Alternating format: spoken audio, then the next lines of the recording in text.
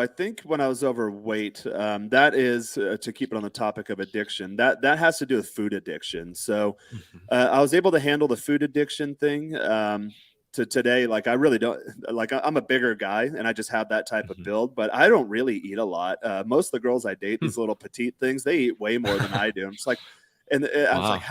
how do I hold so much mass? But for me to be lean or to be not fat, I don't have to I don't have to starve myself, but I don't eat a lot. I don't eat a lot of portions for a big guy like me, which is good, I suppose. In caveman times, I'd be the one who survives, or in periods of famine, because I can hold the Right. mass without any effort at all. I know a lot of guys That's reach funny. out to me and they're like, "How do I put on muscle?" I'm like, "Dude, I've never had that problem." like, yeah, I'm the opposite of you. So I'm naturally really skinny. So a lot mm, of times I was like, I wish I would have been fat at one point because then I've been absolutely jacked right now because people that are big and lose weight, they're the ones that get like huge, like gym shredded.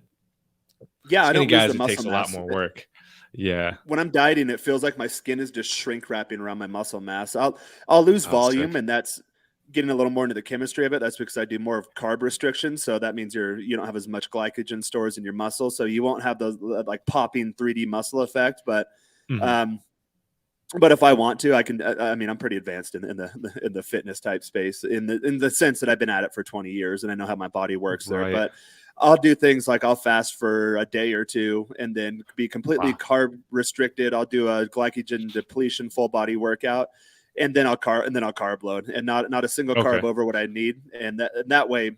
And then you're a little dehydrated too. It's like what bodybuilders do during a peak week is what they call it. So then, but Mm. like usually, if you see photos of mine on Instagram before I go to music festivals, I'm always shredded, and I don't That's really have to worry about the muscle loss again, having been a bigger guy. So that doesn't yeah. help with the food addiction when you already have a build that likes to hold mass and you like to eat. Mhm. So that's something I had to work on. But I noticed, and I think this happened to me, that you switch one addiction for another a lot of times, and 100%. really I think all addiction is it's doing something that gives the brain like that nice high or that dopamine hit, but it's unearned, and Mm. it wants more. Ooh. It wants more of it, so the more you lean into it, the more it's going to take to get there. So I think a lot of people, obesity is a huge thing in the US now. I think a lot of people don't realize that there's a psychological factor to it too, and that's the food addiction part. I also do intermittent fasting, so for years I had an Nice. unhealthy relationship with food where I'm like, all right, and I would have these internal dialogues like, I got to kill the fat kid, got to kill the fat kid. And then my Mm. revelation came. Mm. I was like, well, no, I need to feed the fat kid,